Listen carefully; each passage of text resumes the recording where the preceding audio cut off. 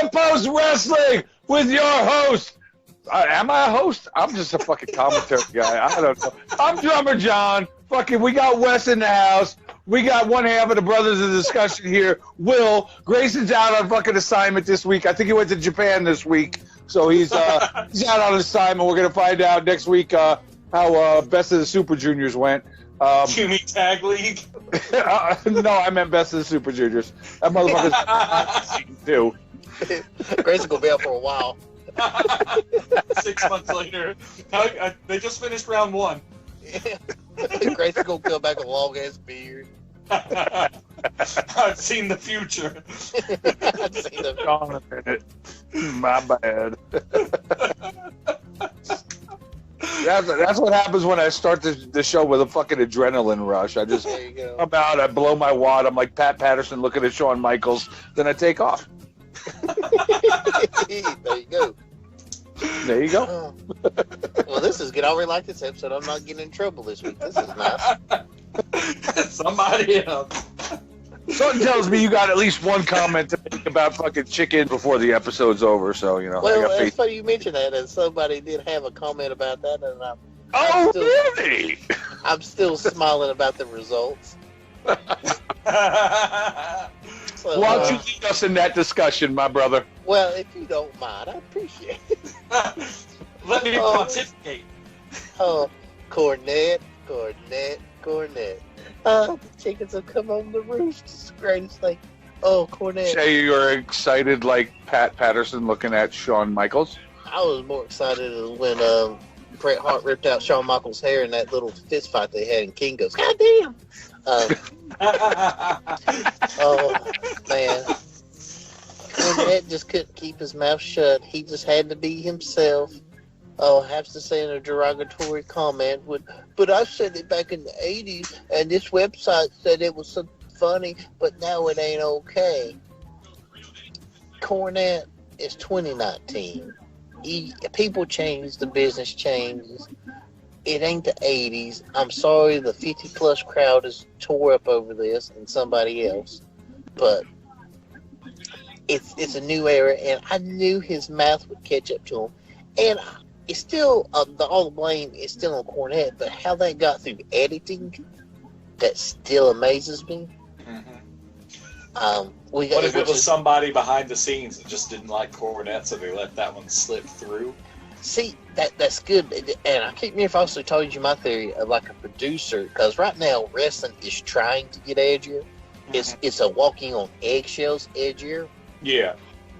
But I was thinking that maybe a producer got into Cornette's ear, because I was playing devil's advocate. I was actually saying, like, trying to stand for Cornette, and I was thinking maybe a producer got in his ear and said, "Hey man, if you could kind of throw out that edginess or whatever," and then he come up with it's a go-to line because he's used it other times before. It ain't like he thought off the top of his head. Go figure. But I was thinking somebody got in his ear. He's like, I know that line. It sounds good. Producer went to the editor and said, yeah, I like that line. It's good. Because they were probably thinking, they're probably being naive and just took it on. We're making fun of Ethiopians being starving, which that still sucks. Mm-hmm. But you can't correlate fried chicken with the African-American race and not, it doesn't mix. You're going to offend people. It's going to clear up. And NWA was smart. It's kind of weird how quick NWA was on it, though. Yeah. I mean, it was within moments. Yeah. Usually... Well, it was in the first match. It was pretty early in the episode. So, I mean, there wasn't still a whole lot. Because, all them motherfuckers who were waiting for 4 p.m. Mountain Standard Time to watch that show as soon as it hit. And as soon as he said, he's so tough, he ride a scooter and all that. I mean, yeah. You can't finish it, John. No. I already got enough motherfuckers hating on me. Goddamn that fucking drummer John, dude. He won't shut up. He keeps saying Mamma Mia, fucking shit like that. Cursing a lot. Talk about Bailey's taco butt, Yeah. I get enough hate mail from this show. I don't need any more. That shows you John's age. He still gets mail. But I get that electronic mail on the computer. I use the Google. The Google. John hates it when somebody talks shit. He has to bust out the typewriter. I read what he said. And Rubit made concern. Click, click, click, click, click, click, click, click, click. Well, you got to remember, the internet saves everything. I got to actually hear Cornette say it. I didn't watch the live one, but I was wondering, like, because I got home late. And I was like, it popped up my notification for Power. I was like, oh, okay. I said I'll catch it here in a little bit. I think it was 6:50. I thought I was going to like start, then switch over to dark, but I noticed it like took it away. I was like, well, what's that? And then all of a sudden I noticed it's trending. And I'm like, oh, something must went down. And I was like, oh, something did go down. Oh. So it's a little spicy there. That's a spicy meatball. But I like how they fired Cornette, even though he said he resigned. But when you step down and resign, you get fired. Yeah. Corny. But everybody knew it was going to happen. He can't help himself. Yeah, you called that shit months ago. Yeah. Once they started up NWA, you said something along the lines of like, how long is he going to last? Or I don't see him lasting very long. Yeah, you called that.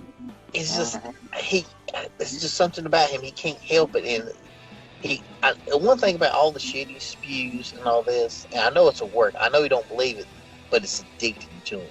Because I broke him down psychology. I had like a fucking 3-hour conversation about this. Me breaking down psychology.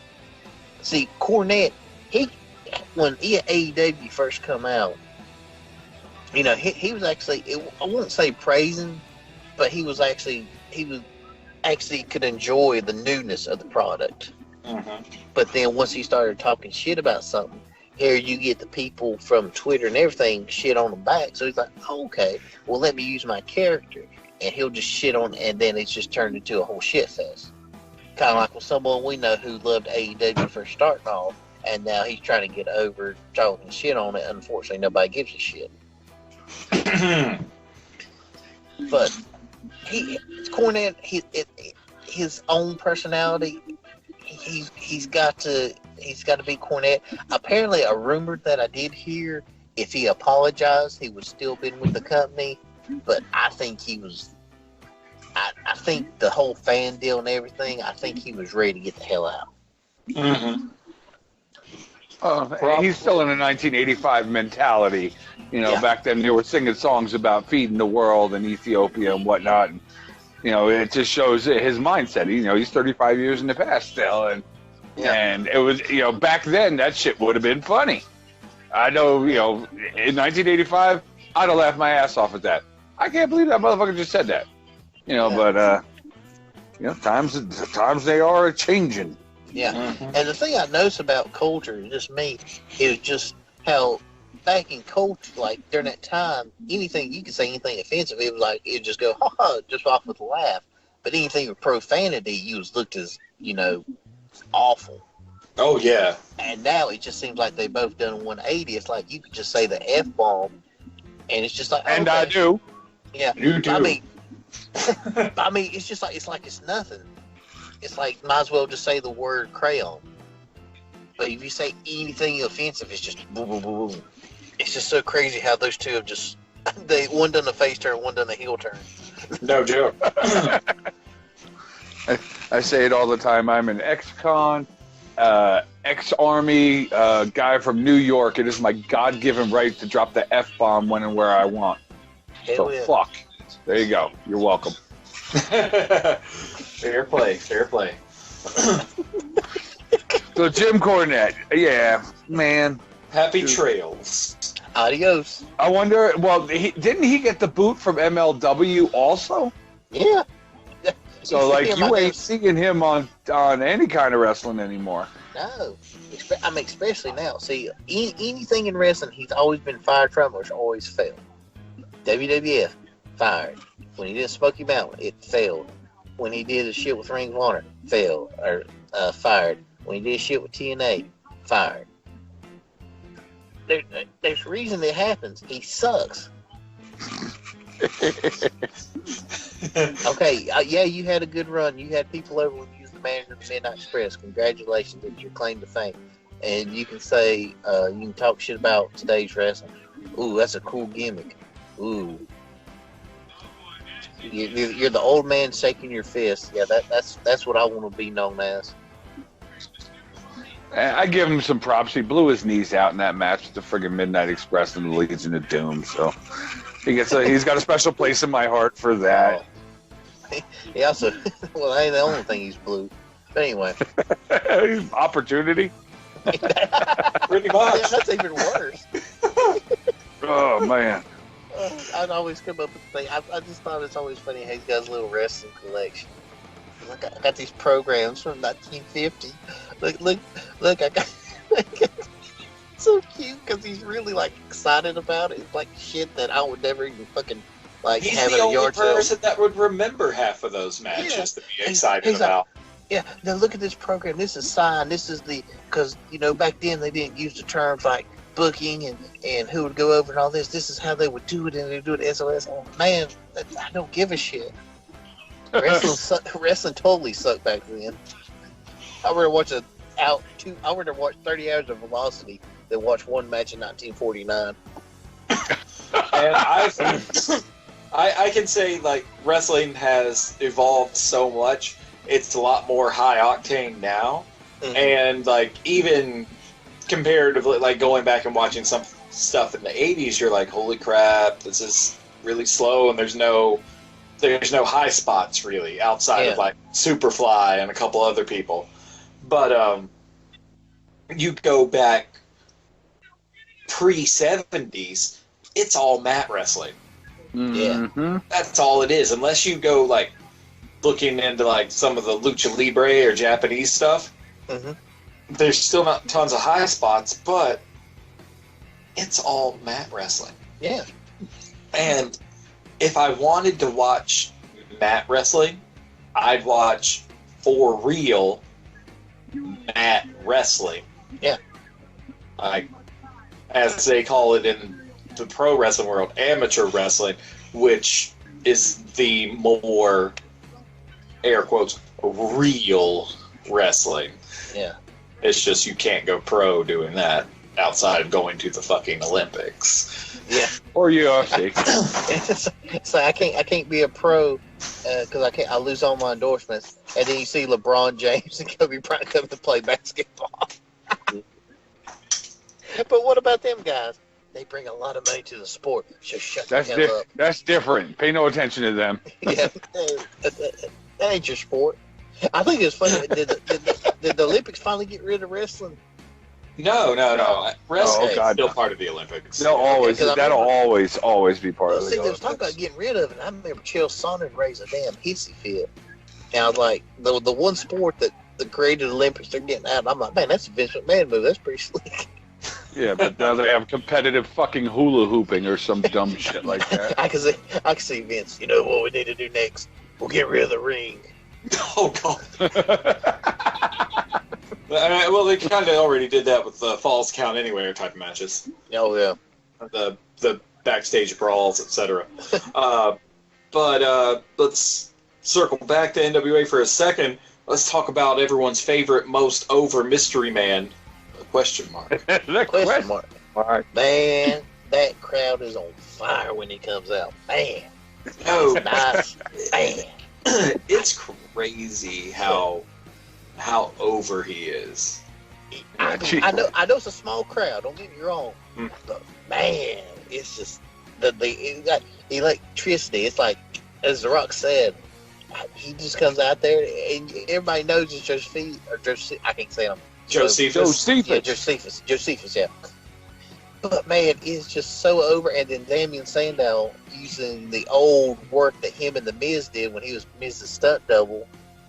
Oh, it's just a nice layered sandwich of wrestling.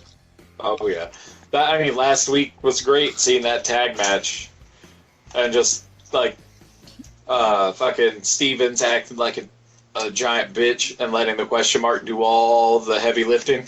Yeah, but then tags in to get the pin on Ricky Starks. That's good. I'm pretty sure that Cheese Santa tweeted that the question mark was his favorite wrestler. Well, and it's dead.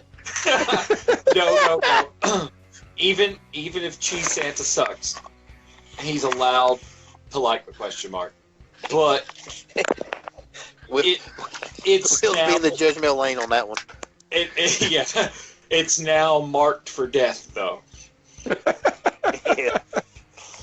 Cheese Santa is the downfall. They're going to do the worst thing ever. Here, sometime in the foreseeable future, they're going to reveal who the question mark is. Don't fucking do it. Do not. Yeah. We don't need to solve this mystery. I'm pretty sure it's Dick Murdoch. On a scooter.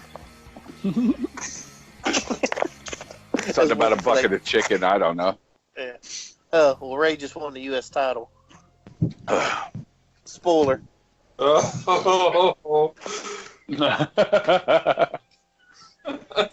think I am actually a minute behind you now because I switched rooms and I'm on the app now.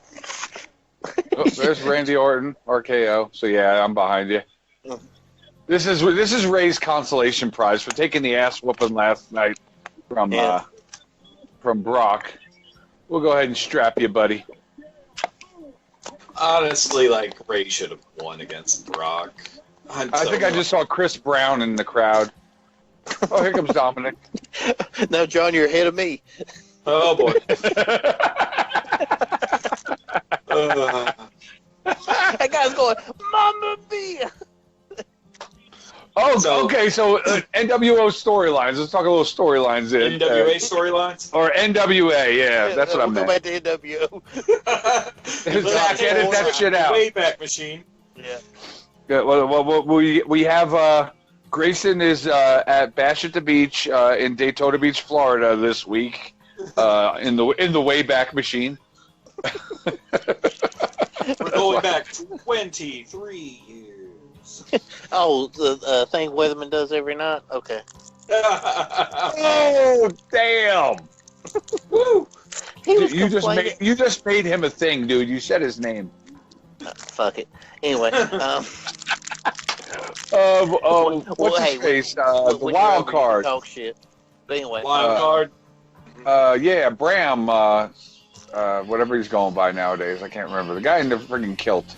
Yeah. That whole storyline with Magnus and Camille, and now they're putting the wild cards in there. It's like, are they going to reveal that they're a couple in real life, or are they going to get a you break? gotta remember, fucking Jane Storm's part of that angle too, because at the end of the last episode, she came out and whispered something in his ear, and he's like, "Sorry," and with a little elfish smirk on his face, and then walked out. Well, remember that one dude asked Bram, if any connection, he goes, "We're just friends." Yeah. Who knows what they're gonna do, man? It could go either way, really. It'd be interesting. I don't want them to break character. I want them to keep it the way it is. Because the NWA Power is such a throwback show. I just don't want them to break kayfabe, break character ever. Yeah. I don't want them to turn it into a fucking soap opera. Mm-hmm. You get enough of that shit with WWE. I just want to keep the NWA storyline where she's single. Well, we all know Wes does. I mean, how many times he shared that picture last week? God Lord, the damn Hulkamania. Woo. I like how I put Jim Who. Yes. So what? I think the NWA is gonna be just fine. For real, just fine, or fine like Bullet Club's just fine? For real, just fine. Yeah. Okay. Yeah. No, I still, corny. People were liking Power just because, the action's good. It's a good, fast-paced show because the guy, he understands YouTube. He ain't making a dragging show. You're not watching a fucking 30-minute classic. You're just like, no, we're getting these matches in and out. Mm-hmm. And I really like the success of Power, so Power's gonna be fine. They got rid of Jim. I think if Jim apologized and he's still there, it'd still be fine. Mm-hmm. People's gonna watch it. They're gonna get their 100,000 views, and it's gonna be okay. Yeah, how far in advance do they record this stuff? It couldn't be super, super far. No, I can't remember if the next shows are on December 12th. Mm-hmm. And they do it over 3 days, and I think they may do 3 episodes a day, maybe. Yeah. Because I know in a conversation the other day, they were talking like it was filmed over the summer. I was like, that doesn't make any sense. It really doesn't. It's like I could see them filming like at least maybe a 2-episode pop most of the time. Yeah. Like maybe like 2 weeks before, and then another 2, and then another 2, something like that. But it's about like on the NXT schedule. Yeah, I just don't see them, doing this bulk like super recording months in advance and then editing it that far to like ahead of time because you've got too much like time sensitive referential material and such. And plus, it looks weird when your character, if you don't see him that much, and you have your character change from something that's recorded in June and then the pay-per-views in November, and they look totally fucking different. Yeah. So it can't be recorded that far in advance at all. Top end, I would give it 2 to 3 weeks, not a full month, but 2 to 3 weeks tops. Because that gives you enough bleed over to get a whole bunch of new episodes, like your episodes playing, and allow you to record while those are going. And then as soon as they end, you've got another fresh batch, time for everyone to rest and relax, get new storylines, figured out, and then start again. Yeah, because I remember when the photos first leaked because it showed of Caleb Conley, his first match. I remember those got leaked, and I think it was about 2 weeks later Power come out. Yeah. And he was on, first or second episode? First, yeah. He took on Eli Drake. Yeah, so just a couple weeks in advance, not too bad. Yeah. So, it's on the NXT schedule. Yeah. Well, the old NXT, excuse me, they're live now. Mm-hmm. Okay. So... You know what I got to say about that? Yep. Sneaky boy. Mamma mia! Let's talk about that piece of shit. Wait. Are we going to go into that? Let's go. Hell, John's got me there. Okay. He's got me laughing. Fair enough. Do it. Now, who am I talking about when I say piece of shit? Am I talking about Mauro Ranallo? Am I talking about Corey Graves? Well, let me tell you about this situation here. What we got going on War Games on Saturday night. Great show. I enjoyed it. A lot of commentary, a lot of Mamma Mia's, Mamma Mia, a lot of Mauro Ranallo talking, and apparently I wasn't the only one who noticed. Corey Graves dropped a tweet about this. He didn't call anybody out by their name. He just said that, you got a former Ring of Honor champion there. You've got a Hall of Famer over there. Maybe they got something good to say. And fucking Mamma Mia, fucking Mauro Ranallo got all butthurt about it and deletes his Twitter account. And now people are all pissed off at Corey Graves, got Frank Shamrock, wanting to punch him in the face and all this stuff. Dude, guy's just saying his fucking opinion about the situation. Didn't call dude out by name. And, if you're going to be a TV personality, you got to have a little bit thicker skin than that. Even if it's your coworker that's talking shit about you. And it wasn't talking shit. Again, I don't agree with that at all. But, man, you got to thicken your skin. You can't just friggin' run home and delete your Twitter account, man. Yeah, that's just my opinion on the situation.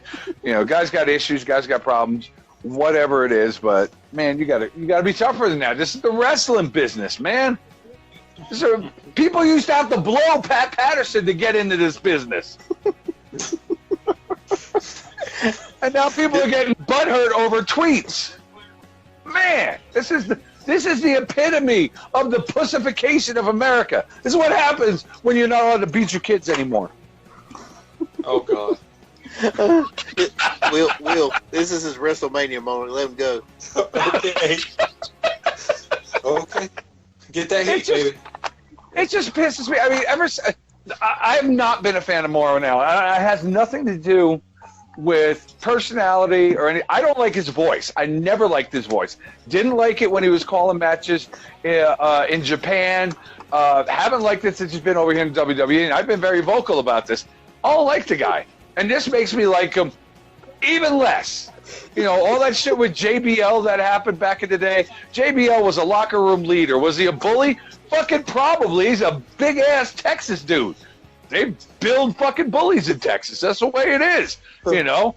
That's the way they used to do it back in the day. Times are changing. Yeah, we already talked about that tonight, too. But goddamn, dude, grow some fucking sack. Get some thicker skin. People are going to talk shit. People are going to bully. You know what? Bully fucking back. Kick JBL square in his fucking nuts. Go up to Corey Graves and stick your fucking finger in his face. Don't fucking delete your account, dude. Fuck. This is my favorite part. I'm a fan right now. This is great. You know, and again, you know, people are going to have fucking opinions about me for saying what I'm saying about this. You know what I got to say about that? Fuck you, too. I just pissed off all 12 of our fans. Shit. Keep it going. There it is. John, I'm coming off my high horse, man. I'm good on this one. I've spent the last couple of days running my mouth about this shit, and it is what it is, you know. And it might not even be the case. We don't know why he deleted his Twitter account, but in the eyes of, you know, the people, and then the wrestling rumor mill and everything else that we're reading, And the Lord. and all that shit, you know, that's what it looks like. You know, if it looks like a duck and it walks like a duck, it's a fucking pussy who deletes his Twitter account. That's That's my favorite quote. If it walks like a duck, if it talks like a duck, it's a fucking pussy. I'm crying. Oh man, but War Games was good, man. I enjoyed War Games. Good segue. Oh, yeah. I gotta get off. I gotta get off of Mauro Ranallo. He needs time to recover and soothe his ego. I'm crying. You ruined Wes. He's done for the day. If it walks like a duck and it talks like a duck, it's a fucking pussy. You broke him, John. My bad. Let's talk about War Game. Keep it going. War Game. Okay, the first match, Angel Guard. We didn't get to do. Well, I wasn't with you guys last week, so I don't know if you guys did. What the fuck am I listening to? I have no idea. John's dementia kicked in. I know. Who? What? I think Wes got like 4 feet closer to his TV or something. I don't know. Who are you two? Get out of my head. I need a tinfoil hat. Give me a second. I'm going to the kitchen. Yeah. So Angel Garza versus Swerve, Isaiah Scott. Did you guys do like any predictions? No, we took last week off. Yeah, last week we didn't do anything because it took me all week to do the editing for the week before. Get well soon, Zach. Yes. Yeah, big shout out to our buddy Zach. Horrific car crash, but that man's tough as nails. Walked away, is back home already, recouping. Zach, get better. I need a fucking bass player out here in Colorado. Yes. So, Garza and Swerve. I would have picked Garza because he's getting pretty big push in NXT right now. Had himself a title match. Yeah. He likes to take off his pants. Chicks dig that. Garza. You want to keep going. I'm still laughing after the whole Mauro segment. That's going to be my favorite. You carry the show when it comes to WWE. You carry it. Okay, I'm carrying. Okay. Look, damn, at least the Grace on when he's here and not on special assignment. Yeah, special assignment in space and time. You know, at least he talks a little WWE with me. Shit. Yeah. All right, they had a women's war game match. It was the first time ever. Was there any surprises there? You know, it was what it was. Rhea Ripley, Candice LeRae defeated Shayna Baszler, Io Shirai, Bianca Belair, Kaylee Ray. Yeah, it was all that high drama, high impact, high spot heavy, first ever women's thing. So, yeah. I guess the big thing there was that it was Candice LeRae and Rhea Ripley versus the world, basically. Because Dakota Kai went and beat the shit out of Tegan Nox while she was in her little cage. And Dakota Kai, I guess, is a bad chick now. Yeah, we got all that going on. Let's see. What else? Kaylee Ray looks pretty good while, you know, with that scowl on. I mean, Dakota Kai looks pretty hot with that scowl on her face, I gotta say. Sean likes them angry. Yeah, she hasn't perfected it like the referee from, you know, AEW, Aubrey Edwards. I just want her to be girl. I just want her to be mean to me.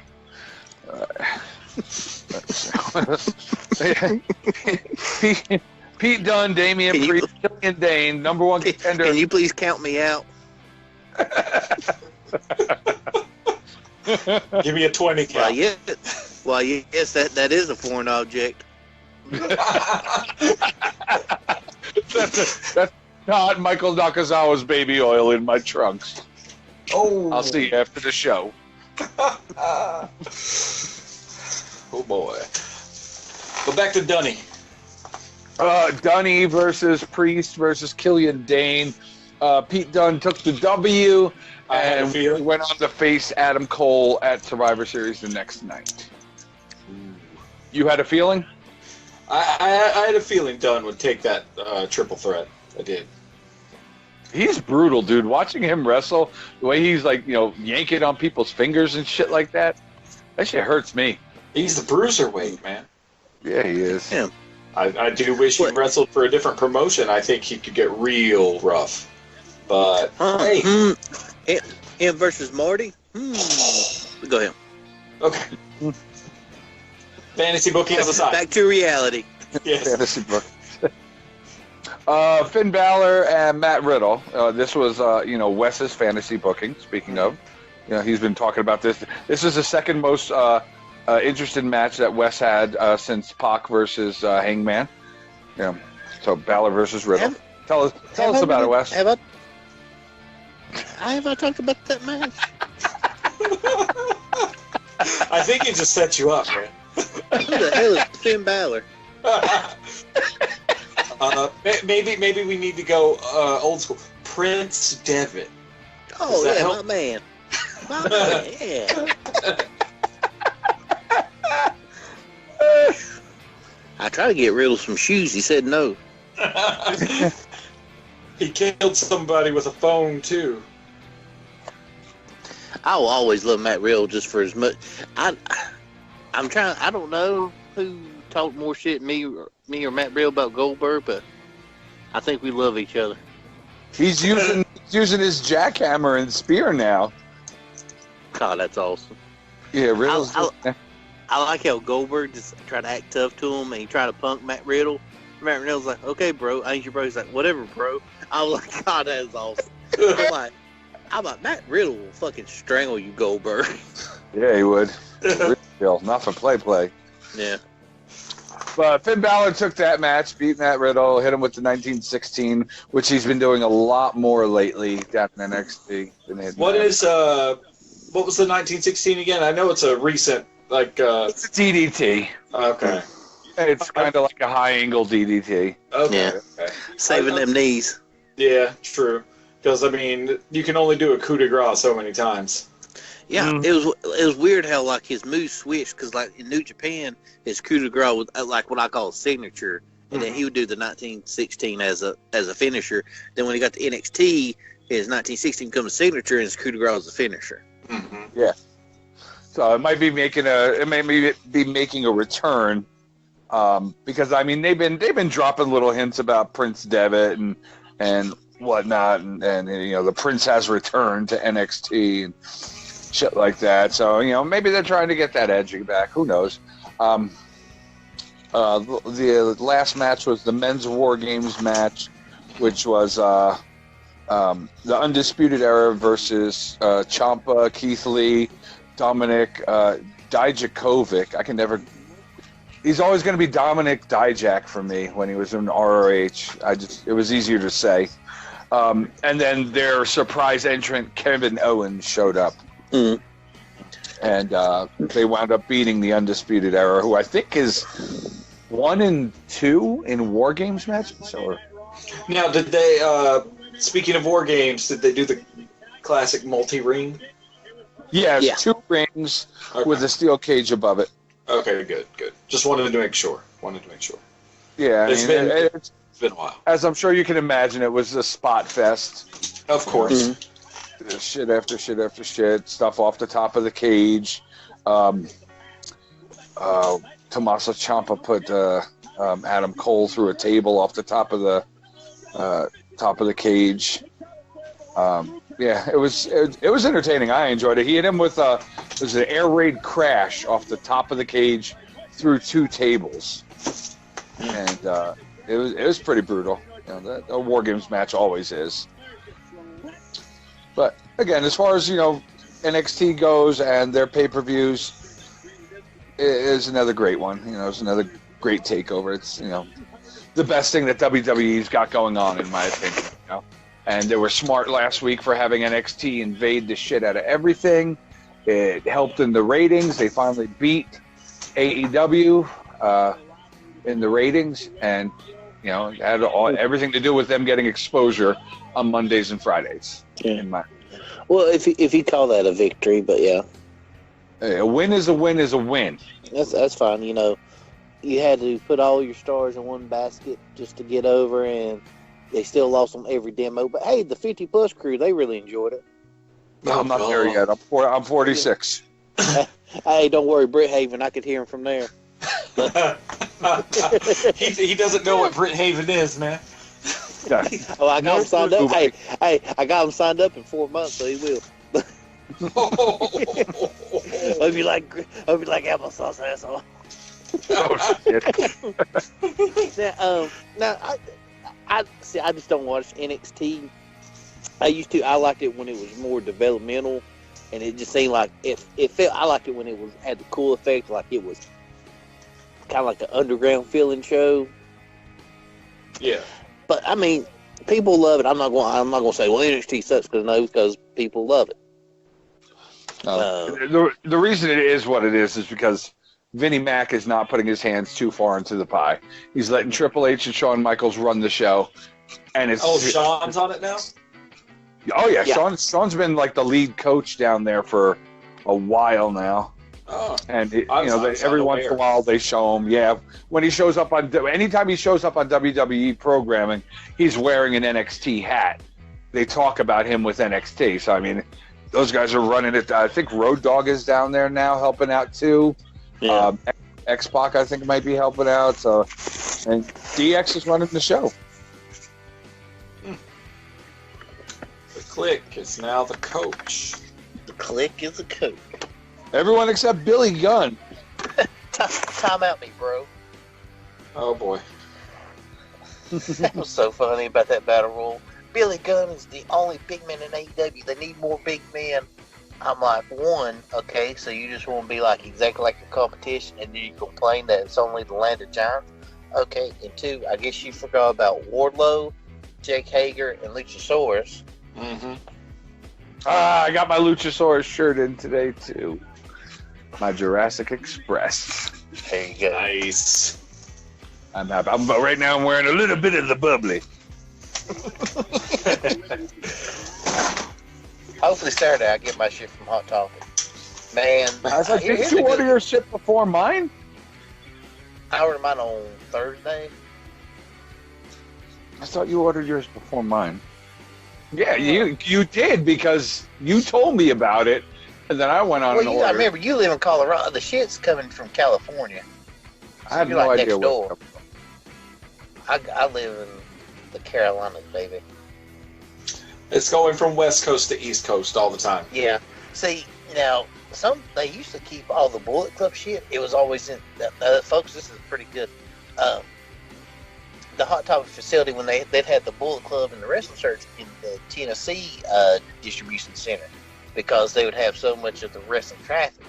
Well, now they switched all that shit over there, and they keep a lot of the band shit now because there's so many concerts happening here in Carolina. They move all the wrestling shit over to California. I still remember the one guy who shook his head. It was just so funny because they had I can't remember, I think it was September I went in there and they had backpacks on sale for $10. I was like, okay. And then they had the Elite backpack. Mm-hmm. And I kind of looked at him. I was like, and before I even said the question, he just gave me a big nod. I threw it up on the counter and said, I still got shopping to do. Good job. Yeah. Now, the pro wrestling tees, now this is a good wrestling story because I can literally say I crashed the site. Apparently, they tripled their server capacity. Yeah. To get ready for this Black Friday sale. And one thing I was thinking, this is the first time they had a big, besides social media, this is the first time they had a commercial on national TV for pro wrestling tees. Yeah. Because if you go to shopaew.com, it takes you to pro wrestling tees. Yeah. And this is the first time they ever had a commercial, so they got the bandwidth. It didn't matter. People was waiting 4 or 5 hours just to check out. Oh, I know. It was lagging like crazy when I was just looking through the pages because I was talking with you during one of my planning times at work, and I was just like, this is really slow. It took me like 15 minutes to load one Bullet Club shirt page. Yeah. And then I clicked that. I was like, okay. And then it took another 10 minutes to go back to the main selection page of Bullet Club. Yeah. And then another 15 to load the second shirt I wanted to look at. And then I went to my cart and I was like, okay, it applied the discounts. And then I typed in my stuff to see the shipping. I was like, oh, basically this discount's just free shipping on regular price stuff. It's like, yeah, not gonna do it. Bye. Yeah, it was crazy. Okay. Their shirt prices are fucking stupid. Plain and simple. If I'm gonna pay $30 for a fucking shirt, I'm gonna buy it at a concert. I'm not gonna buy it from a store in Chicago. That's why you gotta buy in bulk. I'm not gonna pay $30 for a shirt. Dude, Will, you are blowing our fucking sponsorship with Pro Wrestling Tees. No, they need to sponsor our asses so I don't have to pay $30 for a shirt. This is a West Seller deal of the day. It's like I could have bought the AEW beanie that was $27 with 25% off, or buy the same beanie, it just says Pro Wrestling Tees, for $16 with 40% off. I was like, I said, I don't really give a shit about the AEW, but it does look like a good beanie, so I'll do that. But it got so crazy, it was like concert tickets, because you had... Oh, I know, they had the same company, Q or whatever it is, that did the random line generator for fucking All Out. Yeah. Oh, jeez. And it's like, once you got in... That was a fucking nightmare. Yeah, it was. You could go in there for 10 minutes and shop. And luckily... I got so lucky because it was on Saturday morning. When I got up, it was like around 7:30. I just went on there. And I was able, it was still slow, but it was manageable. Mm-hmm. And I was able to get my stuff in. And it still took me like 25 minutes to go through everything. I was like, I couldn't have done that in 10 minutes. And then like later out of the day, it started picking back up because they still had the, if you bought on that day, you got the 3 collectibles and the autograph. Mm-hmm. Which I didn't give a shit. As long as I was able to get my stuff, I was cool. Yeah. Did they tell you who you were getting the autograph and the collectible from? No. Jim Cornette. Yeah. You get the Cornette Experience podcast gear. He needs the money now. I say Merry Christmas, Wedman.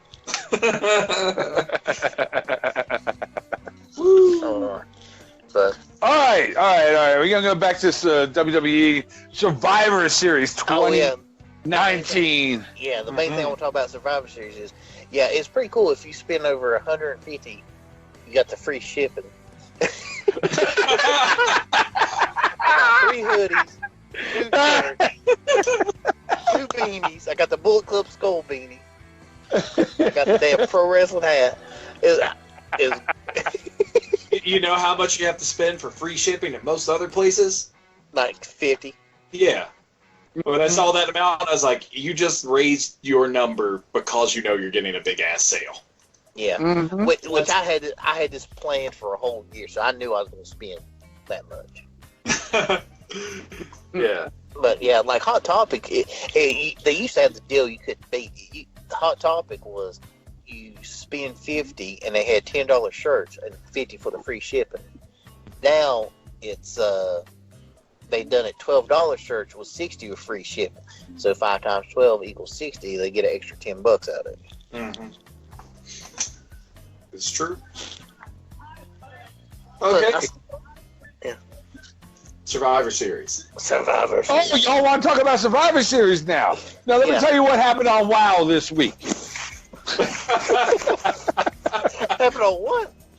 They had a show. Wow. That's your WoW. Wow. Yeah, I said I was going to do a WoW minute, a couple weeks ago. Didn't somebody ask us to do? All right, here's your WoW. They had a show. You're done. That's it. That's all I got for them this week. Here's your WoW minute. Wow, They had a show. They're still in business. Back to you, Grayson. Oh, Survivor Series. All right. So I actually like the fact that they brought in NXT this year to Survivor Series to let them compete, brand supremacy and all that shit. It definitely shows that Raw needs some work based on that. I mean, Seth Rollins had his little blow up earlier tonight on Raw, talking about we used to be the A show, now we're the C show, and he ain't wrong. But, I was really thinking NXT. I thought NXT would still put on a good performance, but you gotta feel sorry for fucking Disney or Fox or whatever. They spent all that money and they're still getting shit on.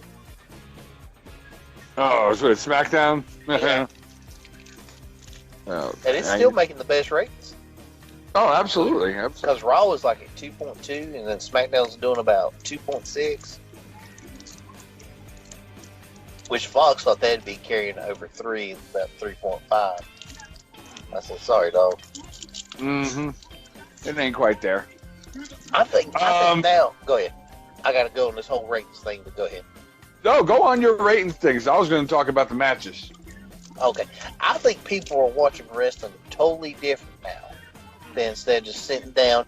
Because you can watch, it's the only sport, like when you're watching football and stuff. I know you watch highlights, but with football games, you sit down, you can have it background noise, this and things. But wrestling now, and how YouTube has done it, and social media has done it, is you can just scroll through and just see the whole show like in 5 minutes. And on YouTube, they put out the shit just right after it happens. It ain't like a football game where you actually got to be invested in it and all that. So it's like, you may have a big gathering of 2 million people who watched it from point A to point B, but you may have 15 million eyes on the product just in little snippets. Mm-hmm. So I think that's one changing in the business.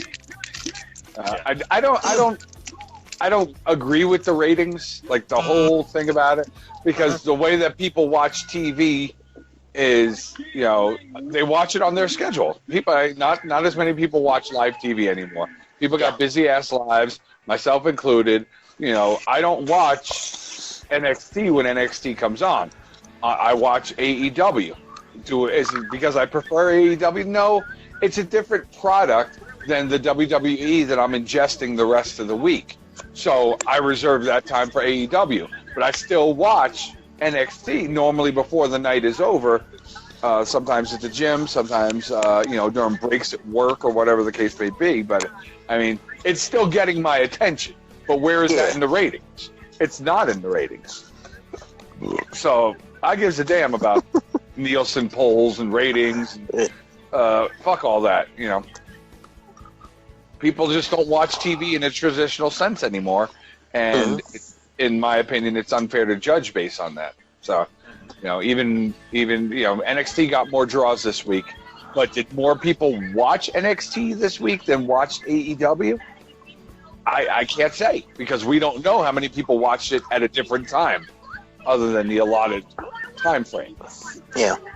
Now, to make your point even stronger, the first week of AEW Dynamite, it was shown that, like it said, 7 million viewers had taken in the first thing of Dynamite, which the original report was 1.4 for that time. Mm-hmm. So there's a lot. Now, they may also include it in the replay, but there's also on-demand and, like you said, DVR. Mm-hmm.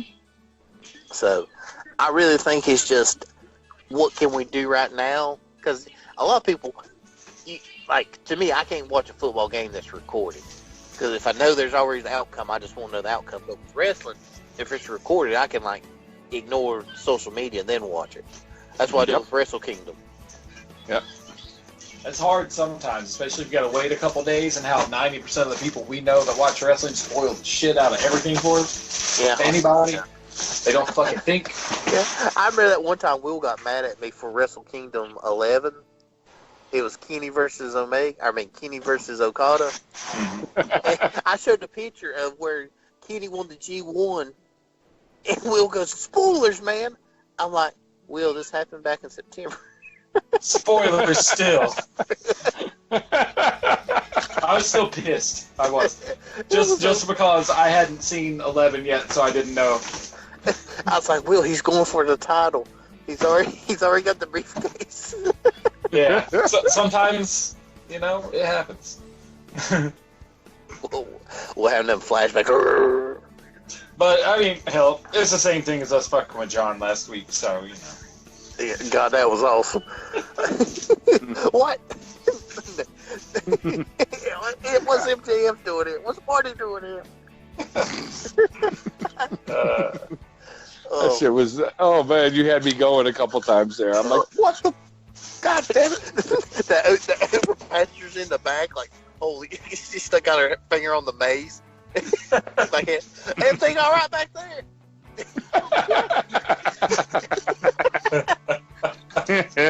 What? Why the hell is wrong? I can't do that laughing. Oh man. We made up. Go ahead. I said we made up so much bullshit. Oh yeah.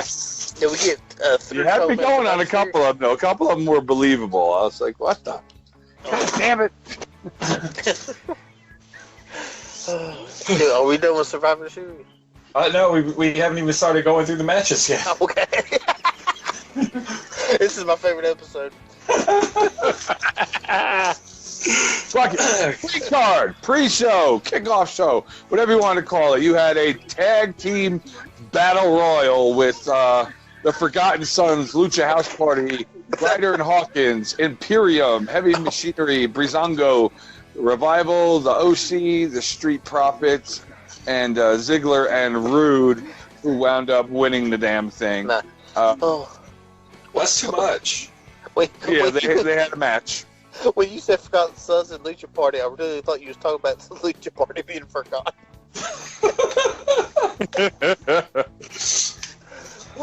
Their own family has forgotten about them. They're not too forgotten. They, what's his face just got a fucking action figure made of him. With Jackson Riker? No.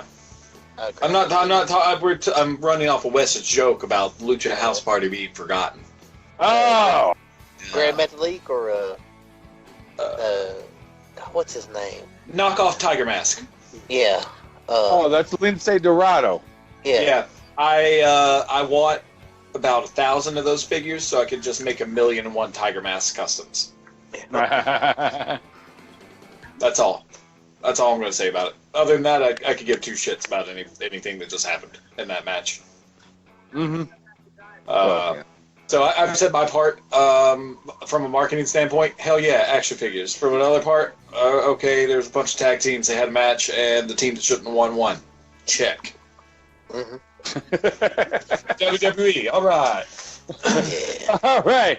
Next up, we have the Cruiserweight Champion, Lio Rush versus Kalisto from Lucha House Party and Akira Tozawa from Raw for the Akira Tozawa. Akira. And it was Lio Rush for the win. Kalisto hit Tozawa with the Salida del Sol, and just as he was going for the pin, Rush frog splash Kalisto and hit him with the final hour.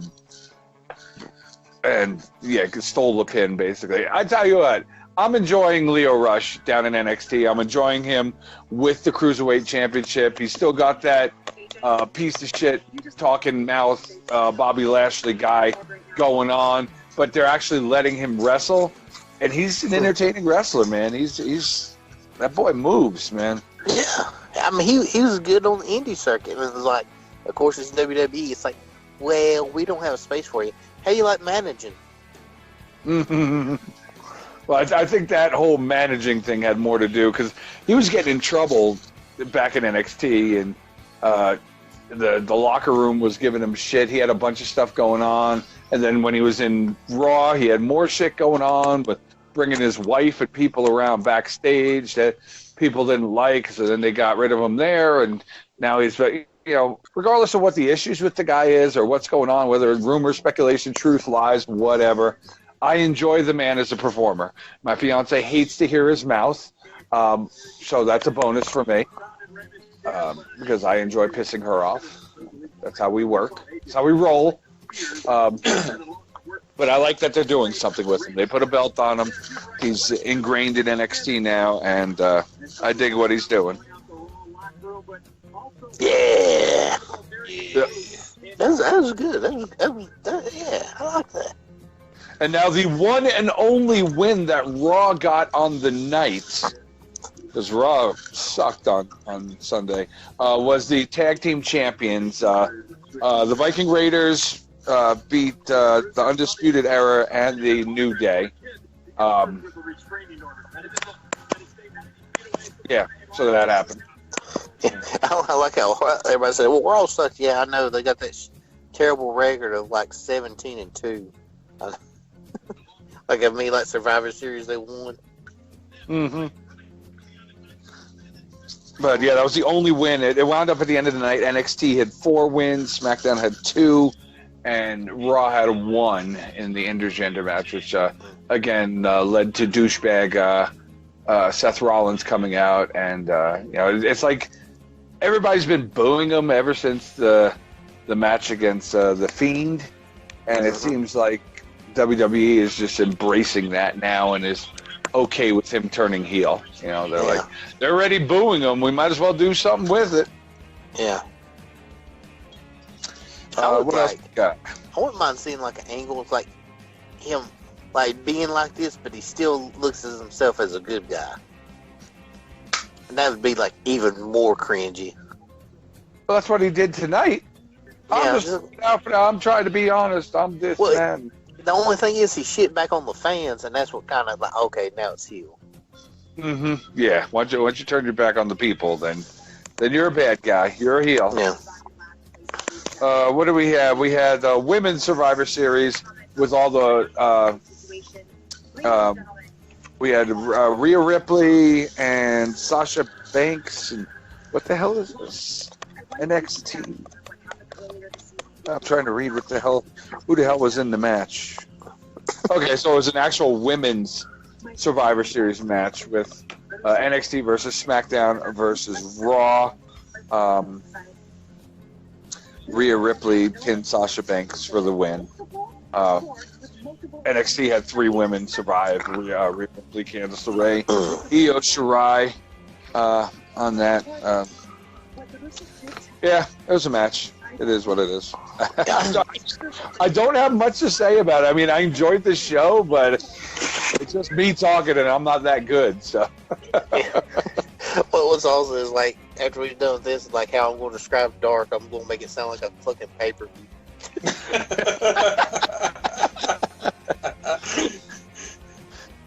They gave Roderick Strong the win against Shinsuke Nakamura and AJ Styles. What do you guys think of Shinsuke's new belt?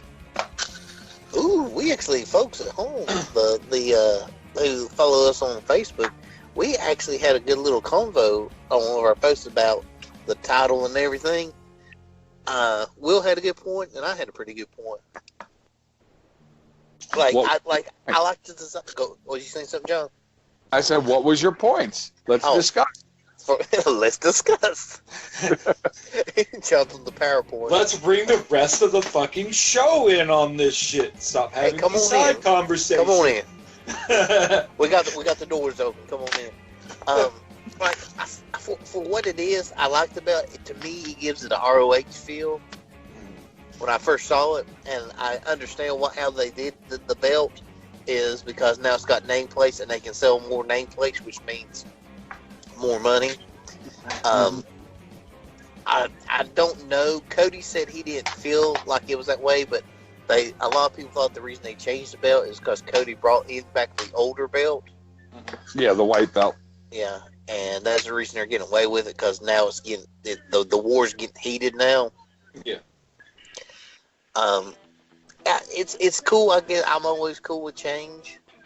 A lot of people shit on the 24/7 title, how it looks. I mean, it's still not a beautiful title. I don't like it whatsoever. But R-Truth got that thing over.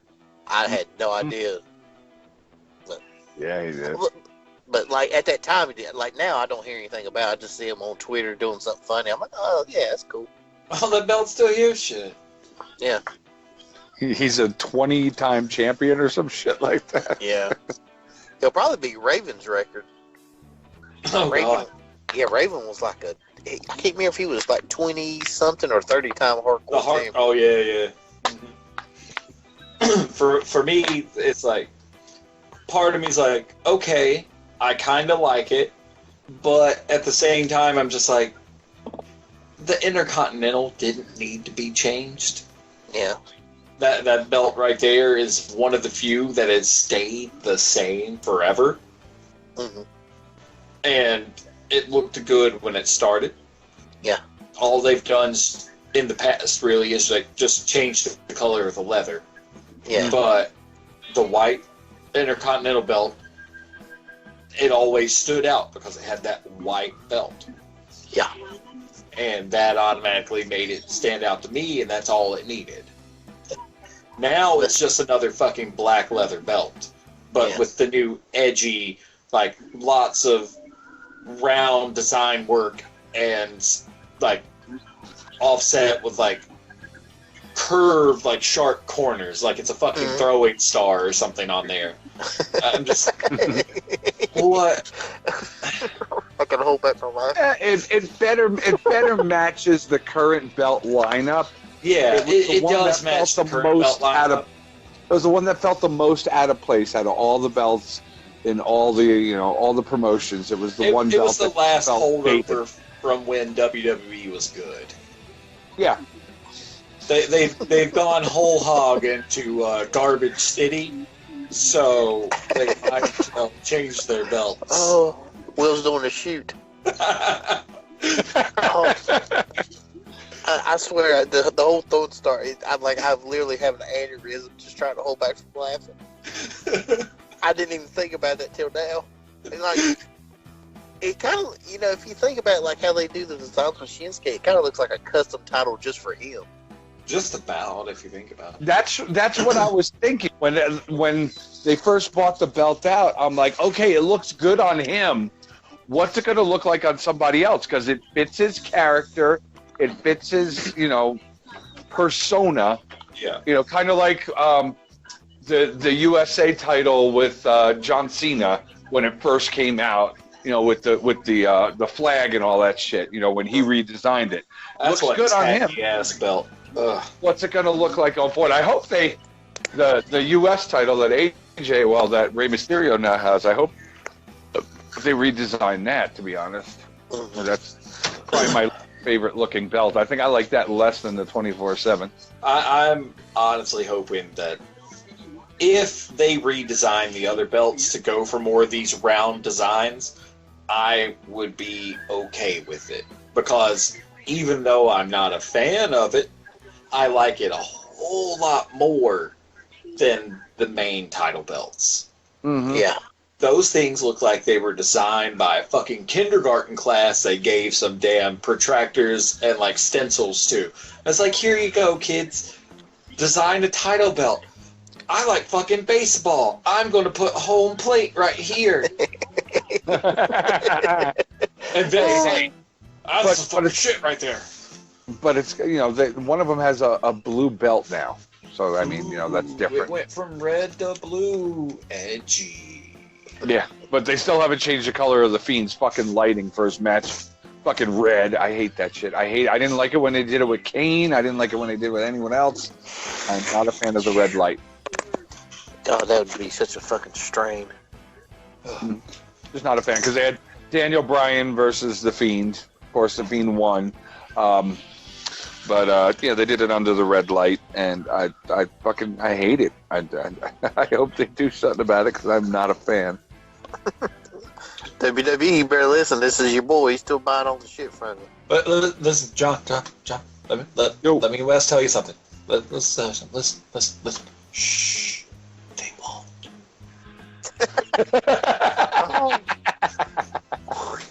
Will right now is like the third hour Raw. He's getting edgy.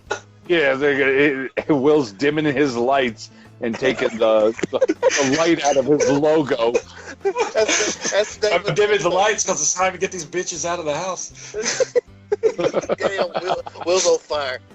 Will's on fire like NBA Jam Tournament edition. He's like, just pray to God you get a rebound. That's all you can hope. Don't play defense, just get a rebound. Where'd the fucking net go? I don't know. No. Oh, gosh.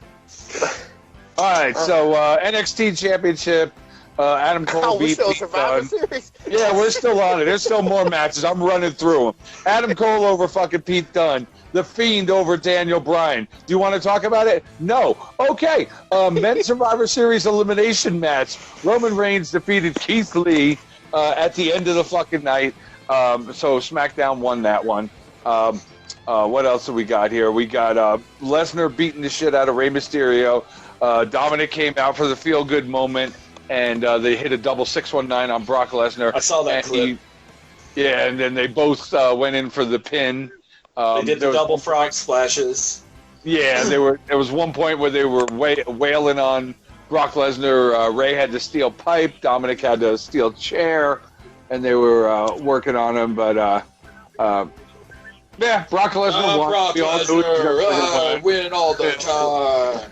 No surprise there. I'm the most boring fucking wrestler on the planet. I win again. Brock Lesnar. I'm gonna say this, and you're gonna give me shit for the rest of the show. But fuck it. I'm agreeing with you on this shit. I'm tired of Brock Lesnar. I'm tired of him holding a belt in WWE. Piss or get off the pot, dude. If you're gonna work for the company, work for the fucking company. Be here. Defend the title weekly. Be a part of the show. Don't just be a friggin' attraction once every friggin' 3 months. Now let me say something. Fuck out of here, Brock Lesnar. Nobody wants you. What I liked about John and saying that, he said, I know we'll get shit for the rest of the show for saying it, but he said the exact same thing Will would said. Yeah, I know. And then I said what John would have said if he didn't like WWE. That'll do, John. That'll do. That'll do, pig. That'll do. I still can't get over Will is dimming the lights. That's the name of the episode. Dimming the lights. There we go. Women's champions: Shayna Baszler, Bayley, Becky Lynch. Bayley took the pinfall. Afterwards, Becky Lynch beat shit out of Shayna Baszler. Word is that they want Shayna Baszler on either Raw or SmackDown, but with NXT getting all the push that it is right now, I don't think she's going anywhere. Yeah, I know a lot of people were tore up because everybody thought Ronda was going to show up. Ronda ain't going there. She's on TV. Huh. That was actually the main event. They closed the show out with that match. Like everybody on Twitter thought Ronda was going to be there. Oh, sorry. Well, she's done. She's on TV. Didn't you see friggin' Total Divas last week? She's retired. You watch Alrighty, Total now- Divas? And now for your Total Divas minute. Ronda Total Rousey. Total Adidas. Total Adidas. Okay. Yeah. This is my favorite It's episode. funny because we spend more time talking shit about the shit that they say about the wrestlers in WWE than we do about the matches. Yeah. This is the best part. As the only WWE fan on this show, that makes me sad. Well, as soon as they make a fucking match worth talking about, we'll do it. What was your take on Survivor Series, Wes? We're still talking about Survivor Series? Yeah. It happens. What was your take on Taco Bell, Wes? I'm sorry, I'm still watching Hangman versus Punk. I got plenty of matches to watch, trust me. Well, let's take it over to AEW. What we got going on over Oh, at AEW? boy. Oh, man. Give it to us, Weezy. Oh, man. We're going to talk about what's happening on Dark. Everything. Tomorrow night. Oh, man. Dark's going to be good. We're going to have Pentagon versus Trent, which will be a fun-ass match. We're going to have Big Swole versus Shayna, which that will be it'll be a good break. And then they're Big going to Swole do And Big Swole needs a win. Yeah. Yeah, I wouldn't mind if Shayna winning. She's over. Like, she was really over in Charlotte. That's because of her husband, Yeah, we'll go with that. Who's And, her husband? Cedric Alexander. Oh, is he now? Now, Cedric, when I seen Raw in Charlotte, man, he got a fucking huge pop. I think he had the biggest pop of the night. Mm-hmm. By my hometown boy. Exactly. What was they got another undeniable to undesirable. I can't remember who it was. Fuck it. And then the main event, Kenny versus Jack Evans for the AAA belt. Mm. So that'll be fun. I'm liking this Wednesday Dynamite. I think it's going to be one of the better shows because we're going to have the return of Cody, just not the return, but also the in-ring action. Mm-hmm. We're going to have, I think Kenny, he's going to be taking on Pac.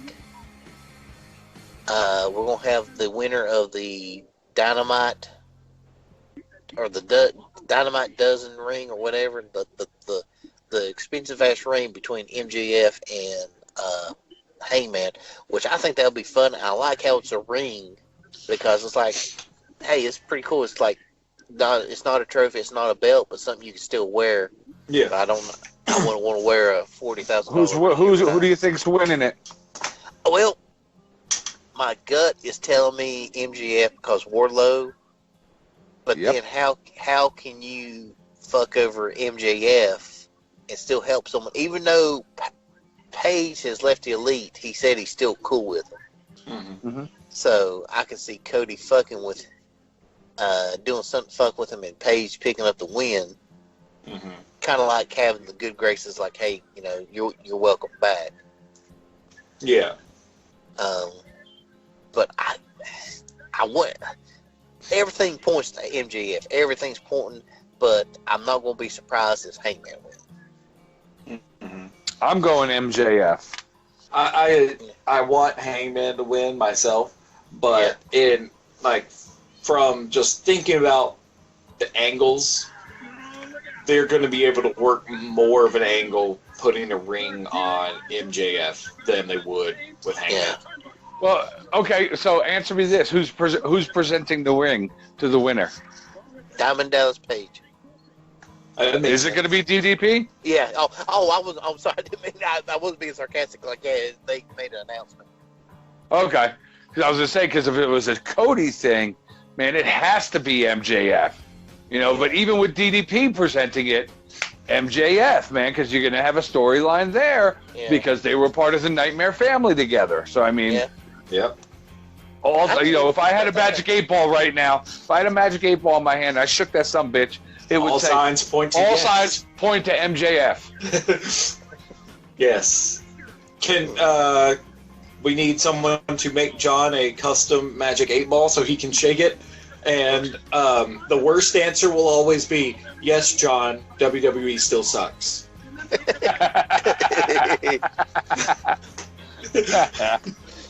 Hey, man.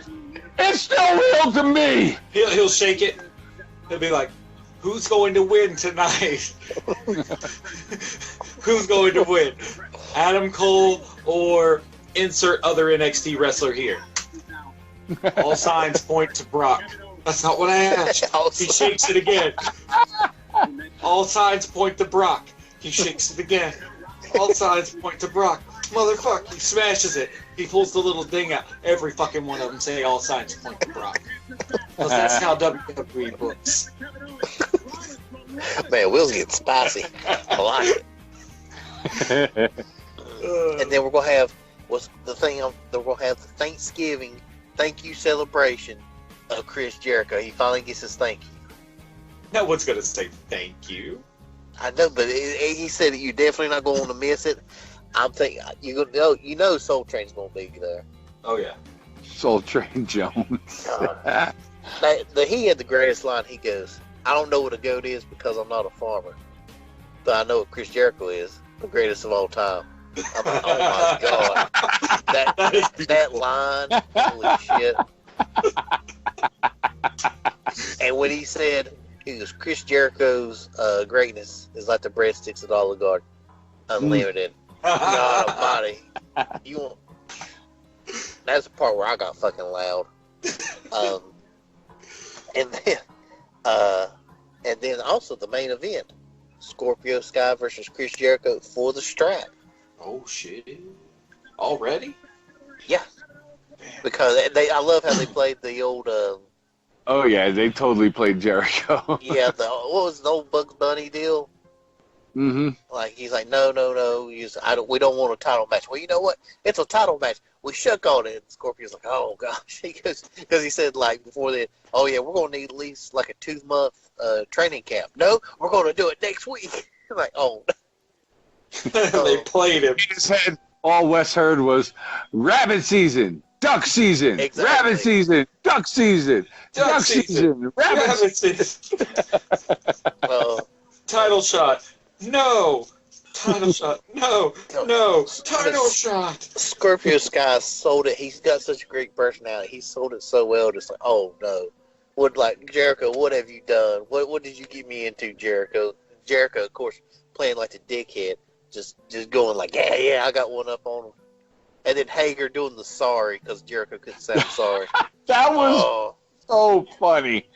That was funny. I enjoyed that a lot. Sorry.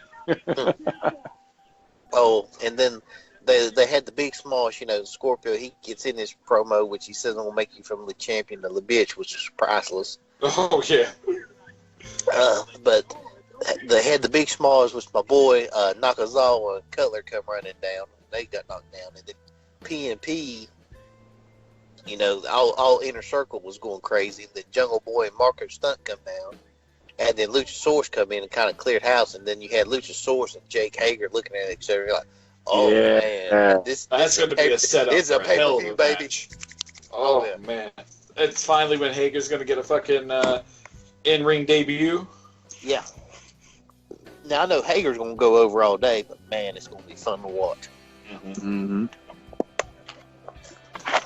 I think that would be a good one for a double DQ almost.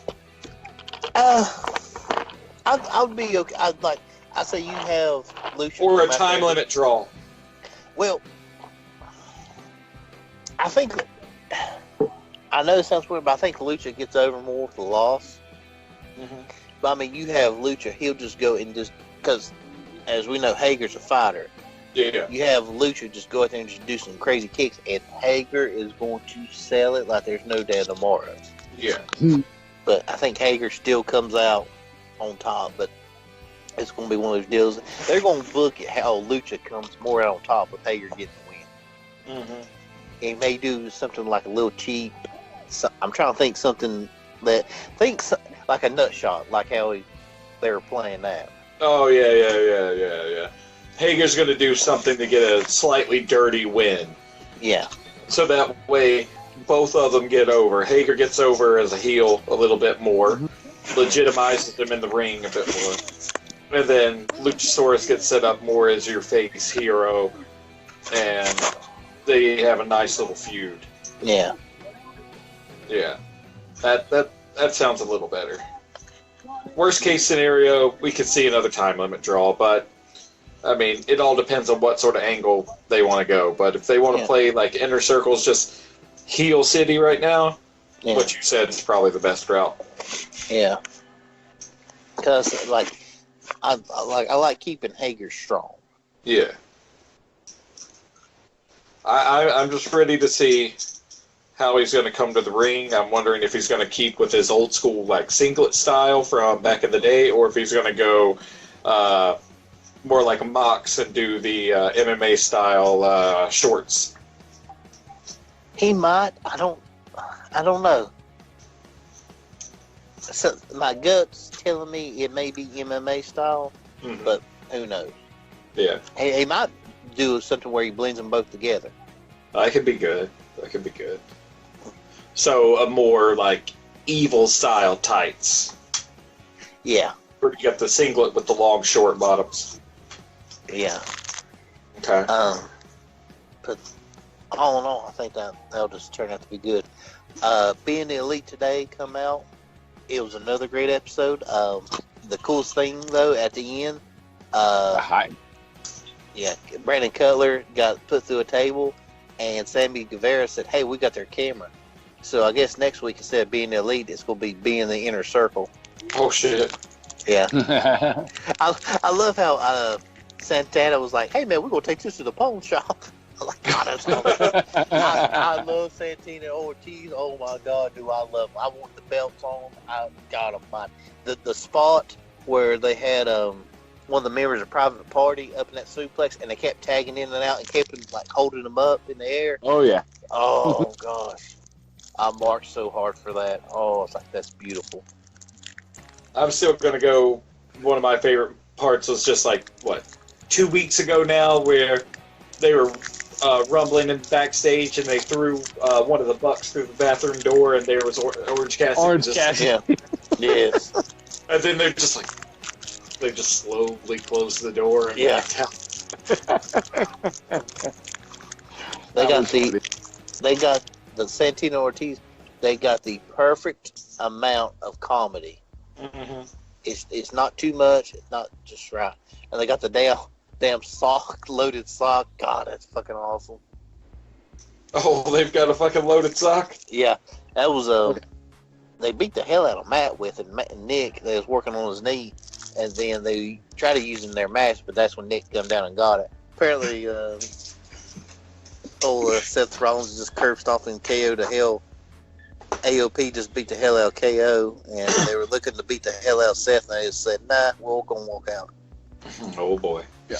Well, so now we've now discovered the secret to get Wes to watch a full episode of Raw. We have to do the shows on Mondays going forward. I actually stayed and watched all. I won't say I've seen everything, but it was on USA the whole time. Mm-hmm. Wes just flashed back to like 94, 95. He's like, man, I hope Weird Science it's about to come on. That happened last night too, or not last night, at War Games during the Adam Cole match. The camera panned to his girlfriend, Dr. Britt Baker. Oh yeah. And Mauro Ranallo said her by name. Mm-hmm. Which caused a spike in Google looking her up. I know, to further mention some more things from our good buddy, and how he just still thinks that she's jobbing out. Yeah, well, he's pretty much a fucking idiot for thinking that.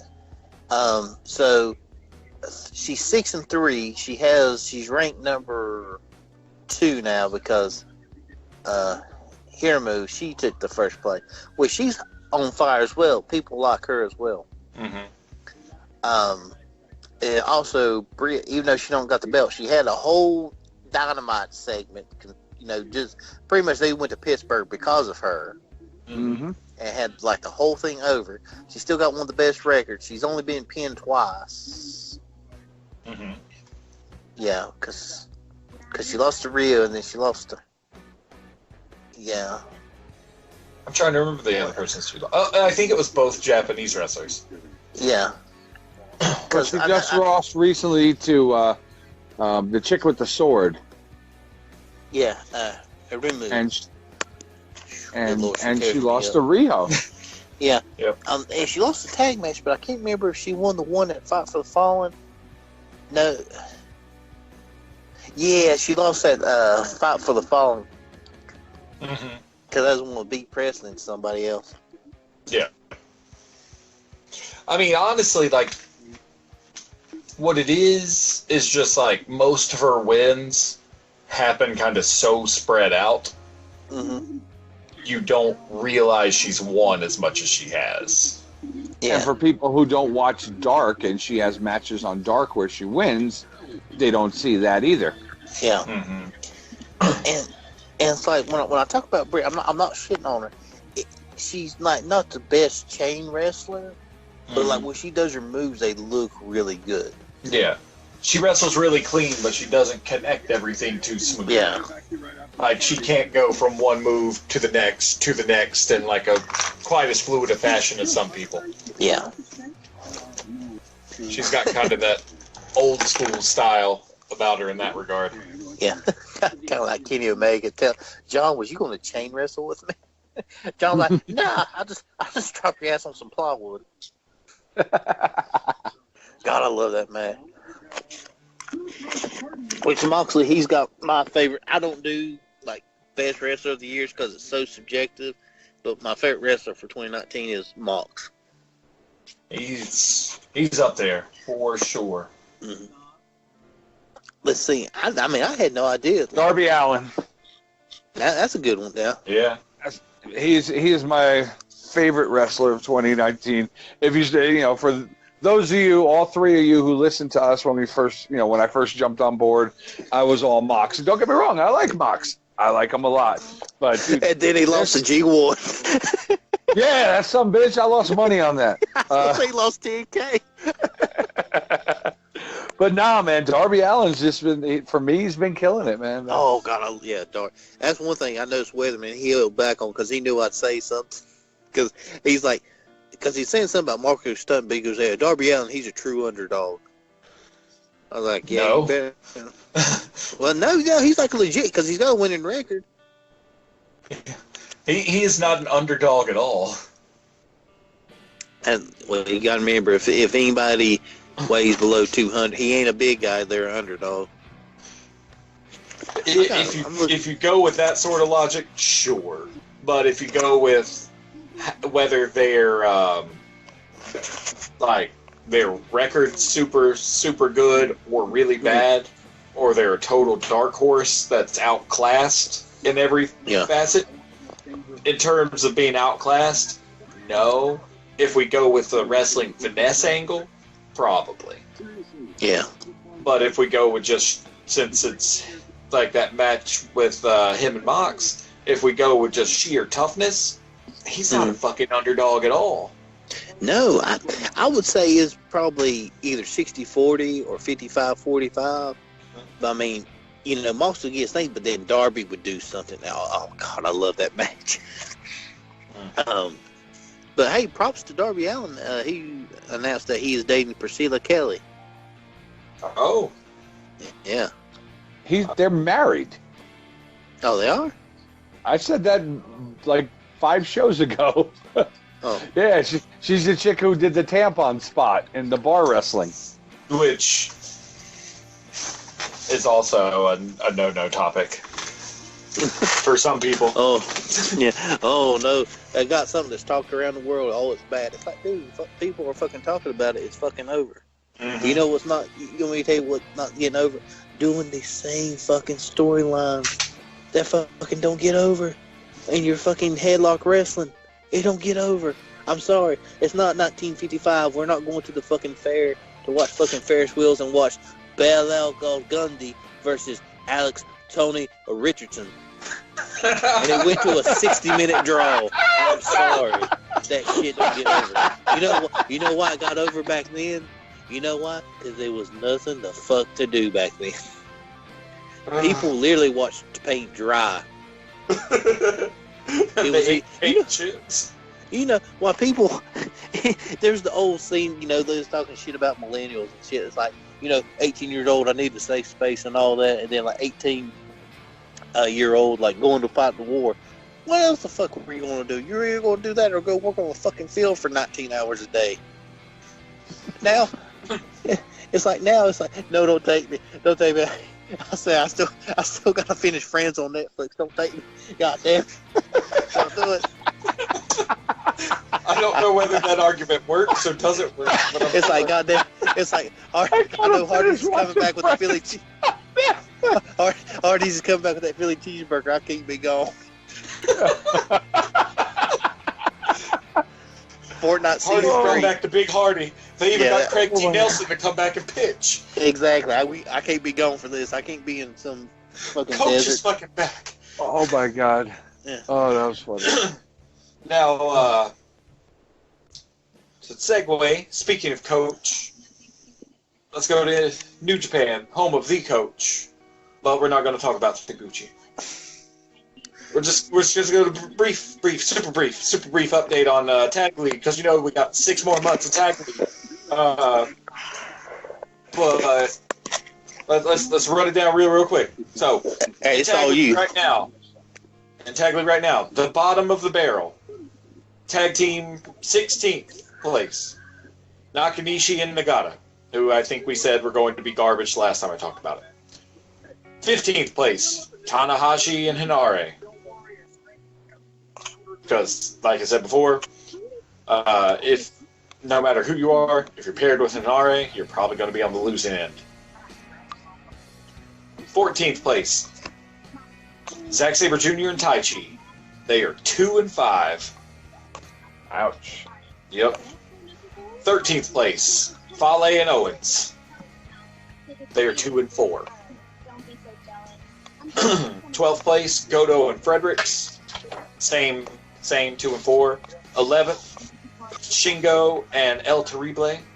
They're 3-5. He's terrible.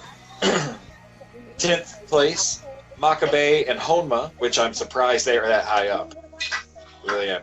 They're 3-5 as well. 9th place, Kenta and the Pimp, Yujiro Takahashi. They're 3-4. They've got 6 points. And the lowest Bullet Club team. Second lowest. Second lowest. Lowest was 13th place. Bad Luck Fale and Owens. Ah, you're right. 8th place, Kojima and Tenzan. 7th place, Suzuki and Archer, 4-3.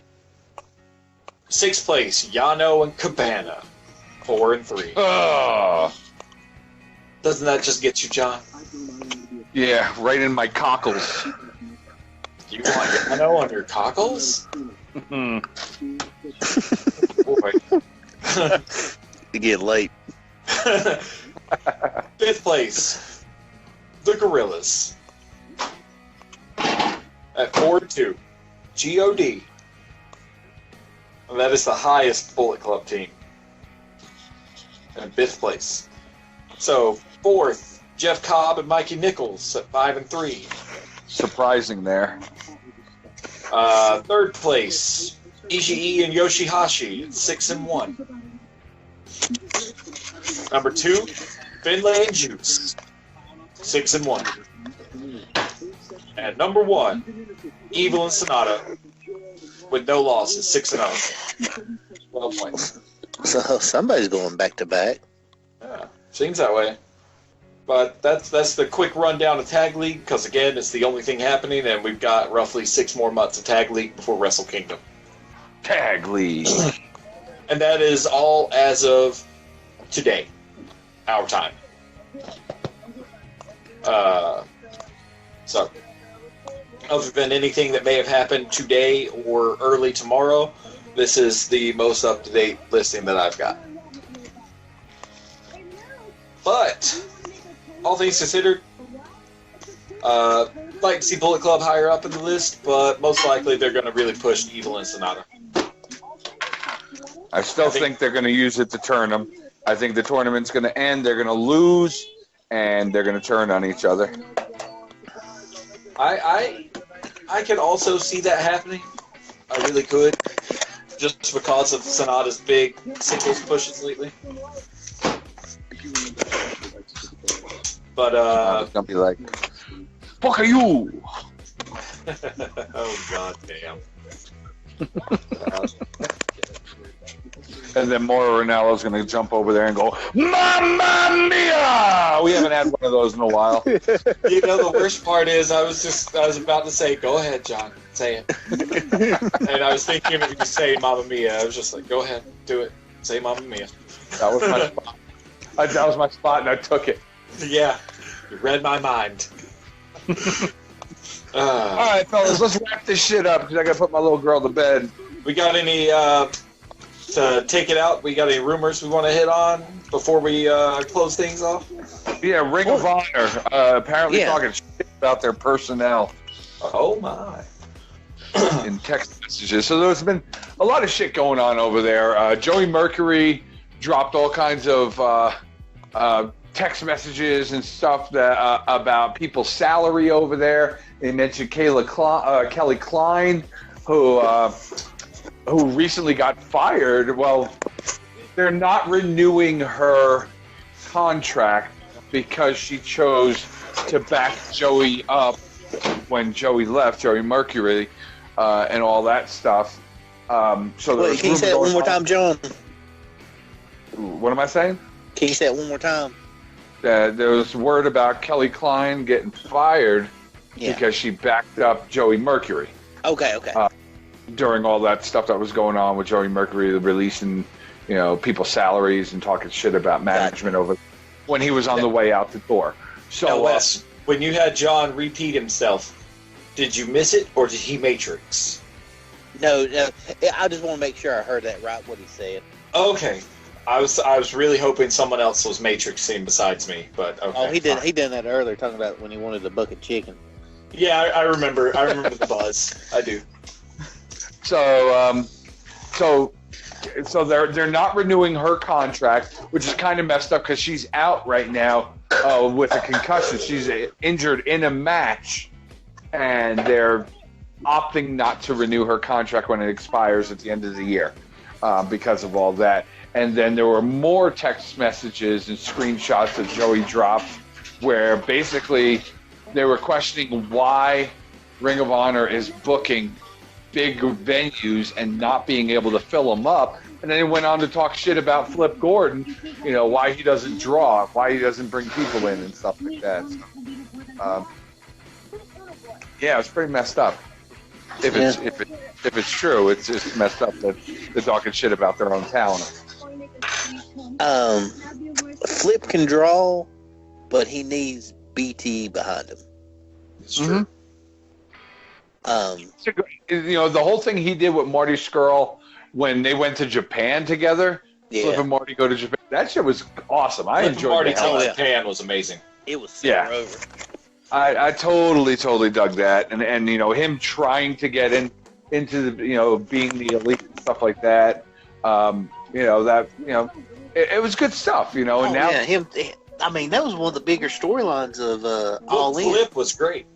Yeah, and All In, book Flip, that was a big storyline, and now, he's a member of Villain Enterprises. I mean, as far as I'm concerned, he's one of their biggest draws in Ring of Honor. Yeah. Apparently, management doesn't see him that way, and that's pretty messed up. That's because they don't know how to use him. Yeah. That's pretty much. Yeah, like right now, their management is just get Marty, keep Marty, keep Marty. Yeah. They have a singular focus, and everything else is falling to the wayside, and that's what's hurting their product. Yeah. Well, if what Metzler said is right, Marty's going. Meltzer is right most of the time. Yeah. So if Meltzer says it, you can almost, take it to the bank. Unless it's a speech that Seth Rollins did. They didn't do it after Saudi Arabia. They just waited till tonight on Raw to do it. Well, technically, that's after Saudi Arabia. He's now. Not only does he get the news correct, he predicts the news. Fair enough. It works. I mean, everybody can see the right. I mean, you can see this whole thing written on the wall, how the elite split. You know, Marty's going to come back. It's I think they may eventually have. They may eventually bring in some of Villain Enterprises. They may not get everybody, but I can see Marty doing his own thing. I can see the elite coming back together, but I can see it being more singular then. Yeah, they just come together when they need to. Yep. Yeah. It's like I want. Go ahead. I was gonna say I could see that. I think that would work a little better. Now, I know we're gonna see Kenny come back as the cleaner. Yeah. I'm hoping to see that real soon. Do you think if he comes back as the cleaner, do you think he'll drop all the way back to like short tights, or is he gonna stick with the same gear he's been going with for a while? He may do. I'm thinking he'll like a leader of the Bullet Club tights.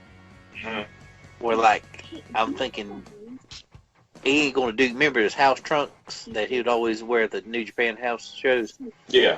I don't think he'll do that, but he'll have something they'll give like a Cobra vibe or aka the Punisher vibe where it's dark. Yeah. There'll be a nod to it no matter what. Yeah. Because I was thinking about the early days of the cleaner where he had the gold, the golden boss, like Bullet Club, just trunk style tights on. Yeah, the last time he done any kind of trunks like that was at it's like a birthday show, and that's where he had the Spider-Man, like a symbiote Spider-Man. Yeah, like from Spider-Man 3. On those trunks. That's the last time I ever seen him in short trunks like that. It's been a while. It's been at least since like 2015, maybe. I'm doing the math in my head. Yeah, we'll go with that. Sounds right. Yeah, because I mean, that was around the time when he came on as a cleaner. AJ was still running the show. Yeah, and it was before they, storyline forced AJ out. Yeah, when Carl Anderson was the true underboss. Yeah. Fale was just Fale. Yeah. Yes. Yeah, because Carl Anderson was the one who brought in Kenny as a cleaner. Yeah. Machine Gun Anderson. Yeah. Oh, yeah. And that's. I think his match. I think he was taking on Taguchi. Possibly. Yeah, because Taguchi's been there for a lot of the big Bullet Club moments. He was there for the original heel turn that started Bullet Club. He was there to bring Kenny in. Yeah. Taguchi. The oldie but a goodie. Oh, man. I am going to end up, like, if I can find one, I need a Taguchi Japan, like, t-shirt or polo. And the rugby helmet.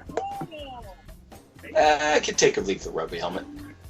For me, Will. For you, of course. For you, anything. For you, Wes. For you, Wes, rugby helmets and garlic bread all day. Oh, man. And it ain't even April 26th. The thing I liked about Kenny's cleaner promos, they were so over the top because he sounded like a boss villain. Yeah. He's like, you will go down as a loser. I know. He sounded like a badly dubbed video game villain. Yeah. But it was Kenny Omega, so he got it over. Yeah. Good stuff. Good stuff. Well, hopefully Ring of Honor will fix their shit out. Hopefully the Elite will mend some fences sometime soon on down the road. And hopefully we see Marty do some shit real soon. When probably not till after first of the year. Yep. So, anybody holding out hope for Marty showing up sooner? No. But I have noticed, like, online, he's been doing a lot fewer like Ring of Honor style like social media posts. He's been doing nothing but like indie show posts. Yeah. All over Mexico and stuff like that. Small shows, hardly any Ring of Honor related promoting material. Oh yeah. Like the only thing I know big about Marty is they got like this show in Las Vegas. Los Angeles. Mm-hmm. And that's the one thing I know he's really been pushing. Yeah. So, yeah, I haven't seen nothing too much ROH. But it'd be cool if when he comes to AEW, like I said, he'll rebuild his Villain Enterprises. Yeah. I mean, he could rebuild a new version of it. The first member of Villain Enterprises is Hangman Page. Ooh. I like that. Will is spicy tonight. he needs to keep Villain Enterprises because I just bought the hoodie. But I mean, honestly, it's probably his idea anyway, so he probably owns the rights to it to begin with. Yeah. Like, he's just, the promotion itself, like ROH gets a cut of the Villain Enterprises money, but Marty holds it because Marty owns the villain gimmick. He's had that forever. So it would stand to reason that he owns the Villain Enterprises gimmick, so that way he could create his own stable after, the schism with Bullet Club and the start of AEW and him still being under contract. It still kind of keeps that same vibe of him being with the Elite, but it's his own crew now. Yeah.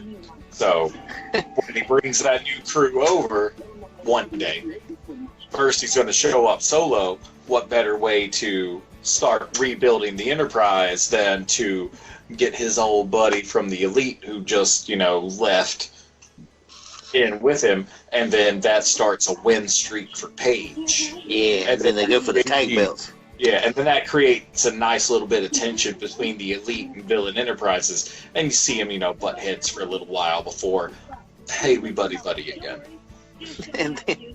And then Marty signs the NXT, and then he forms Bad Guy Company. Oh God. Then they'll get sued by Tama. I'm the bad guy. He's the good bad guy. I miss good guy Tama Tonga so much. Oh my God. Oh. He was ridiculous. I liked it too. It was fucking silly. Yeah. He made it last the perfect amount of time. Yeah, he did. It was on the money for about as long as it should have been. Any longer, and I would have been like, Tommy, you gonna lose this? Tommy, are we gonna lose this? Good guy, Tama Tonga. He was. No, thank you for letting me. When you told that to Matt Jackson, he was, I would like to thank you for letting me come to your company and job. I was like, God, that's awesome. Yeah. Good stuff, gentlemen. Good stuff. Oh yeah. Well, John, you brought us in. You take us out. All right, folks. Want to thank everyone for listening this week to your favorite podcast, Post to Post Wrestling Podcast, with your boy Wes, the brothers of discussion, Will and Grayson, who's out on assignment, who traveled back in time to Bash at the Beach, 1987. He'll have an update for us next week. And myself, Drummer John. So y'all have a happy Thanksgiving. Eat some turkey, get that itis. Fuck Mauro Ranello. Mamma mia! Y'all have a good one. Bye. I'm out. Bye. Bye.